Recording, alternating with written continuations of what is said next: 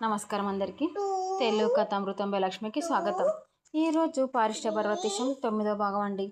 నేను ఇంగ్లాండ్ వెళ్తున్నాను జాగ్రత్త అని చెప్పుదాం అనుకున్నాను, కానీ ఆయనని అంతకంటే ఏడిపిస్తే బాగుండదని తోచి, అందుకని అబ్బే నేను రైలు సంగతి అడగడానికి రాలేదండి, మిమ్మల్ని చూస్తే ఏమి జ్ఞాపకం వస్తుందో చెప్పడానికి వచ్చానండి అన్నాను.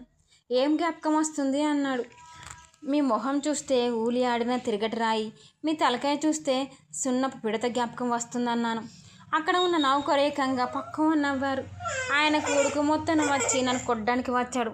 నేను పారిపోయాను.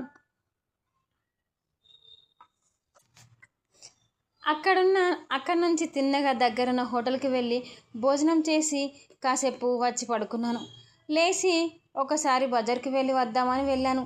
అక్కడ అటు ఇటుగా తిరుగుతూ ఉండగా అవసరమైన వస్తువులు 2 మర్చిపోయినట్టు జ్ఞాపకం వచ్చింది.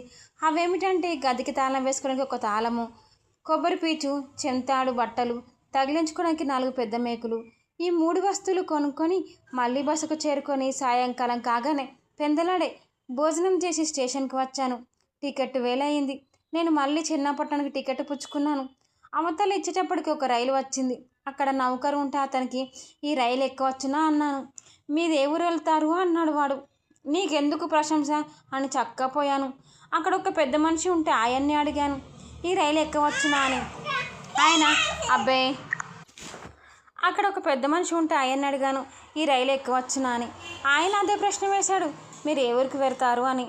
నాకు ఒళ్ళు మండి మాట్లాడకుండా తిన్నగా స్టేషన్ మాస్టర్ దగ్గరికి వెళ్ళి ఆయన్ని అడిగాను. ఆయనకి ఎక్కడికి వెళ్ళారన్నారు. టికెట్ ఇవ్వడానికంటే ఊరి పేరు చెప్తే కానీ ఇవ్వరు, వీల్లేదని చెప్పాను. టికెట్ కొన్న తర్వాత కూడా వీళ్ళకి పరీక్షలు ఎందుకు, వీళ్ళ రోగం కురుద్దామని రాజమహేంద్రవరానికి అన్నాను. అయితే ఎక్కవచ్చును అన్నాడు. ఎక్కాను. రైలు కదలబోతూ ఉన్నది. స్టేషన్ మాస్టర్ అక్కడే ఉన్నాడు. రైలు కదిలింది. ఆయన పిలిచి, ఏమండోయ్, మీకు తగిన శాస్త్రి చేశానులేండి, నేను రాజమహేంద్రం వెళ్ళడం లేదు, చిన్నపట్నం వెళ్తున్నాను అని నవ్వుతూ చెప్పాను. ఆయన ఆ పలంగా ఈలవేసి రైలు ఆపి నన్ను దిగమన్నారు. నేను దిగనన్నాను. త్వరగా దిగవయ్యా, ఆలస్యం అవుతుంది. నేనెందుకు దిగాలి అన్నాను. ఈ రైలు చెల్లపట్నం వెళ్ళదు, వేరే వస్తుంది, వట్టి ఫూల్లాగా ఉన్నావు, దిగు అన్నాడు. ఫూల్ గిల్లని మాట్లాడకండి, నేను దిగను అన్నాను. అంటే రైల్లో వాళ్ళంతా నవ్వడం మొదలుపెట్టారు. ఇంతలో గార్డు వచ్చి నన్ను బలవంతంగా దించారు. రైలు వెళ్ళిపోయింది. నా కళ్ళ వెంబడి నీళ్లు వచ్చినవి. స్టేషన్ మాస్టరు కొంచెం జాలి వేసి, పట్నం నుండి ఇంకో బండి 15 గంటలో వస్తుంది ధైర్యం చెప్పాడు. కొంచెం ఇంచుమించులు ఆయన చెప్పినట్టుగా రైలు వచ్చింది. ఆగడంతో ఎదుర్కొన్న పెట్టెలోకి నా సామాన్ని ఎత్తిన పెట్టుకొని ఎక్కబోయాను. ఒక మెట్టు ఎక్కి 2వ మెట్టు మీద కాలు వేయబోతుంటే వెనుక నుంచి ఎవరో తోశారు. ఆదురుకు నా నెత్తి మీద ఉన్న సామాను నా వెనుక ఉన్న వాడి నెత్తి మీద పడి అక్కడే ఆగకుండా కింద ఎవరు కాళ్ళ మీద దబిల్లుమని పడింది. నేను ఆ సామాను కోసం వెనక్కి తిరిగి చూశాను. ఆ పలంగా చేయి జారి నా వెనుక వాళ్ళ మీద విరుచుకుపడ్డాను. మేము కింద పడ్డామని జాలి పడకుండా బదులు మమ్మల్ని తిట్టడం మొదలుపెట్టారు. కొందరు మా మీద నుంచి విడిపోయి రైలు ఎక్కారు. నేను లేచి నిమ్మలంగా సామాను సర్దుకొని ఎక్కడెక్కడ దెబ్బలు తగినవో అవకాశంగా రైలు ఎక్కిన తర్వాత చూసుకోవచ్చునని ముందుకు రైలు ఎక్కాను. రైలు ఎక్కి సామాను పైన పెట్టుకున్నాను. హఠాత్తుగా రైలు కదిలింది. నా వెనుక బల్ల మీద కూర్చున్న ఆడమనిషి ఒళ్ళో పడ్డాను. ఆవిడ 4 ఆశీర్వచనంతో ముందు గెంటింది.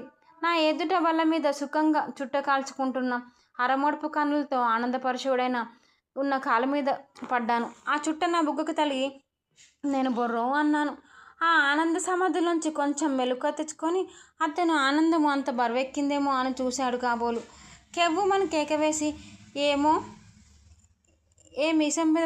ఏ మీద పడ్డాను తోసేసినట్టు నన్ను తోసేశాడు.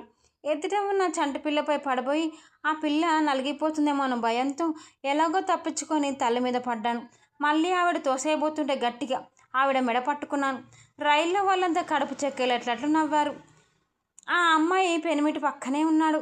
ఉగ్గుడే లేచి నన్ను, తన భార్యని ఎవరికి వాళ్ళని ప్రత్యేకంగా విడదీసి నన్ను తిట్టడం మొదలుపెట్టాడు. నా తప్పు ఏమీ లేదని, అతని భార్య అన్న సంగతి నాకు తెలియదని, ఇంకెప్పుడు చేయనని గజగజ వణుకుతూ చేతులు జోడించి క్షమాపణ చెప్పాను.